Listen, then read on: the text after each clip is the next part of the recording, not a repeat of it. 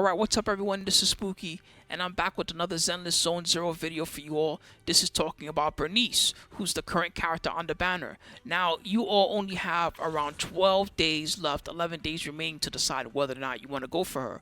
So, I've had a good opportunity and the good fortune of playing her for a bit. I've raised her to level 60, and I've invested quite a bit in her skills, and I want to tell you about her to help you make that decision on whether or not you want to go for her.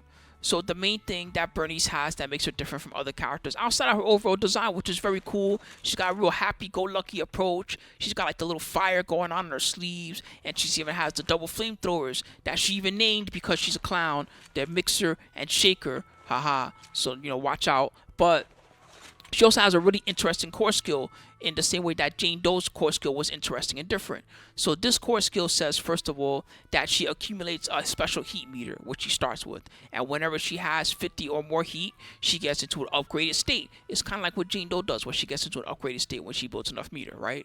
Now, while she's in that upgraded state and she uses certain attacks, so it's the charged basic attack, EX special, a chain attack, or an ultimate, she applies a special scorched effect to the enemy.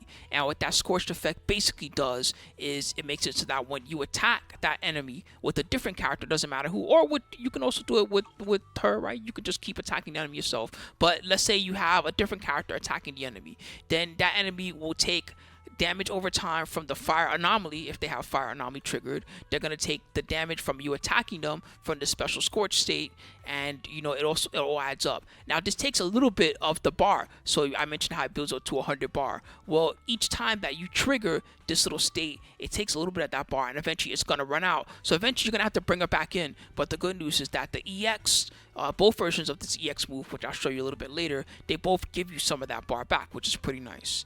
Now, I've kind of been talking to you about the skills, but I've been talking to you them more in a tech state, so I think it'd be a little easier if now I go into VR training real quick and show you what those skills look like in action. Alright, so for this instance, I'm just going to jump in with just BURNICE and Jane first to kind of give you an example, and also to recap Anomaly. So if you don't know about Anomaly, I'll give you a basic rundown, although most people by this point of the game, I think, understand how Anomaly works versus the standard stun, knockdown, and then damage them type of route. Alright, so with BURNICE, she's got, let's give myself a bunch of meter because that will help show you this. So I'm going to give myself unlimited energy, unlimited assist points, unlimited decibels. Perfect, and let's make the enemies a little bit tougher.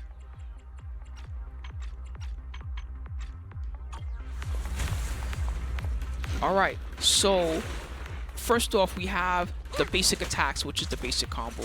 And this combo is like alright, but it's not really that useful. You mostly do this if you need to build some bar. It does build a little bit of fire anomaly, as you can see, but it's not very much. We have the basic charge attack. You hold it down and then she does the spin up. And one thing that's nice about this is now you can see the little fire that's on the enemy. That means that we have triggered that special state, and whenever I attack him, it's going to do a little bit of extra damage, and it doesn't matter who I attack with. See, like here, Jane, see that 10k? Now, if you look real carefully at BURNICE's bar while I'm doing these attacks, it's taking a little bit of that heat meter away from her each time. So eventually, I'm going to have to bring her back in, but the good news is I can do the charge attack again, maybe, and then do EX flamethrowers, whee, straight from this charge attack, and notice how much of the heat that built back up for me. Obviously, you're not going to have infinite meter. You're going to have to really be thinking about this and what you're doing with it. But notice that I built up a lot of fire anomaly. He's taking free fire damage. And then if I get in there with Jane, he's going to also be taking all that damage over time, which is real juicy. And this is kind of the core part of BURNICE's kit. Now, there's one more thing that's really important to note, and that's that her super, not only does it apply the state immediately,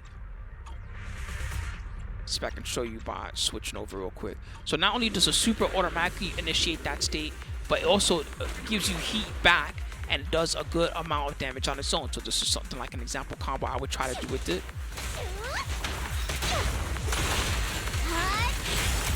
And then I would super at the end, and then I probably will call in Jane, right? And see just the tremendous amount of damage that all this is doing stacking up together.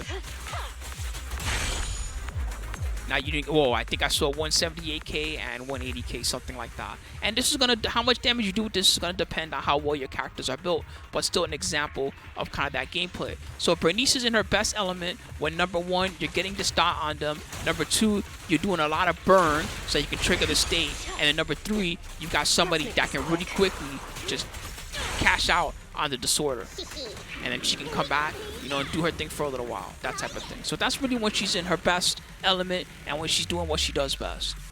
If you're looking for the type of character that's gonna spend a lot of on-field time, that's not really BURNICE's thing.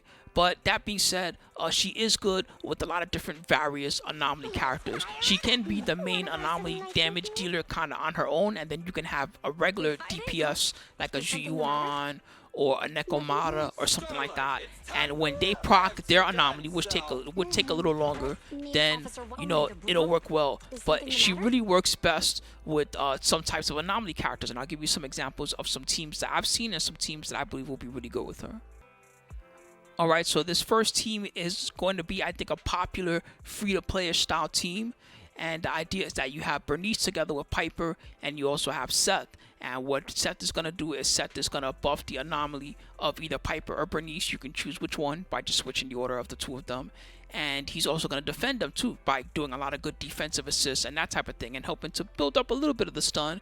But this team is not really that much about stunning. It's going to be a lot about BURNICE applying, you know, as much fire as she can, and then, you know, the other two characters are going to come in and they're going to kind of keep working with that, and they're going to keep on trying to hit those triggers and keep on doing all the things that they can do.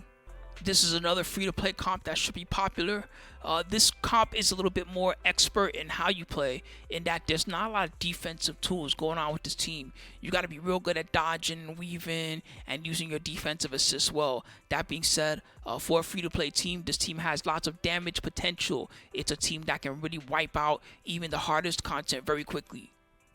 Alright, getting into the more meta teams, this is one of the strongest teams right now featuring BURNICE. It's Caesar, BURNICE, and Jane together.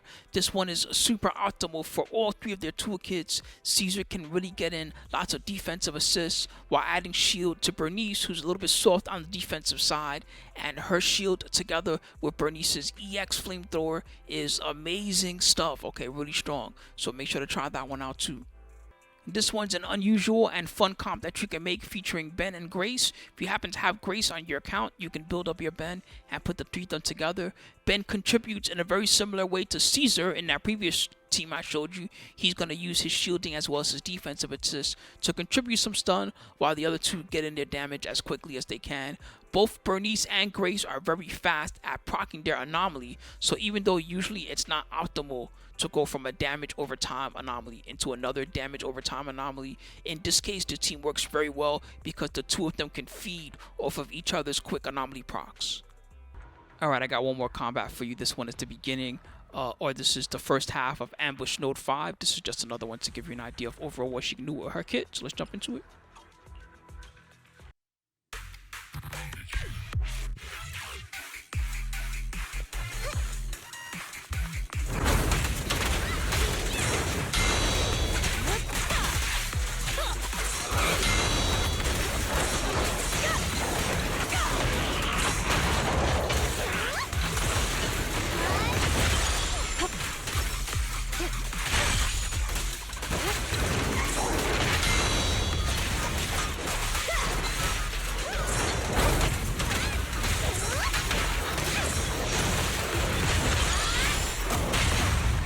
Brave, fear nothing.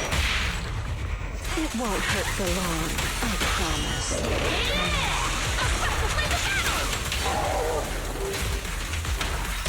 Hey, let's have some fun.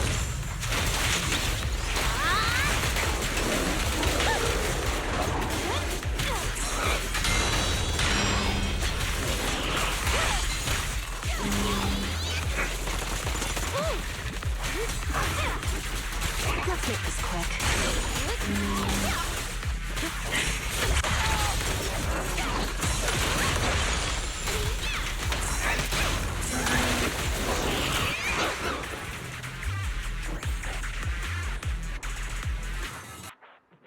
Anyway, overall, I really like BURNICE. She's fun to play, and I happen to already have a lot of anomaly teams going. I was playing Piper even before I got Jane Doe. Now I also have Jane. I have a Grace with her weapon, that type of thing. So she's going to fit in right into those for me.